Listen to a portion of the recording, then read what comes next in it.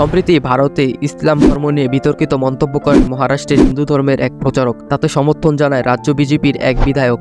আর এতে ফুঁসে উঠেছেন হাজারো ভারতীয় মুসলিমরা। এক প্রতিবেদনে ভারতীয় সংবাদ মাধ্যম হিন্দুস্তান টাইমস এ তথ্য জানায়। প্রতিবেদনে বলা হয়, মহানবী সাল্লাল্লাহু আলাইহি সাল্লামকে অবমাননার অভিযোগকে কেন্দ্র করে এই লং মার্চ করেন মুসলিমরা। মুম্বাই অভিমুখে মার্চকে কেন্দ্র করে জনসমুদ্রে পরিণত হয়েছে মহারাষ্ট্রের এক্সপ্রেস ওয়েগুলো। সেই মার্চে অংশ নিয়েছেন হাজারো মুসলিম। ঘটনা শুরু হয় চলতি মাসের প্রথম দিকে। মহারাষ্ট্রের এক ধর্মীয় সভায় মহানবী সাল্লাল্লাহু আলাইহি সাল্লামকে ইসলাম ধর্ম নিয়ে কটূক্তি করেন বিতর্কিত ধর্মীয় প্রচারক রামগিরি মহারাজ, যাতে সমর্থন দেন রাজ্যের এই বিজেপির বিধায়ক নীতিশ রানা। শুধু তাই নয়, মসজিদে ঢুকে মুসলিমদের ওপর হামলা চালানোর হুমকি দেন কট্টর হিন্দুত্ববাদী এই নেতা। নীতিশের এই মন্তব্যে তোলপাড় সৃষ্টি হয় গোটা রাজ্যে। এরই প্রতিবাদে ভারতীয় মুসলিমরা রওনা হয় লং মার্চ এর উদ্দেশ্যে।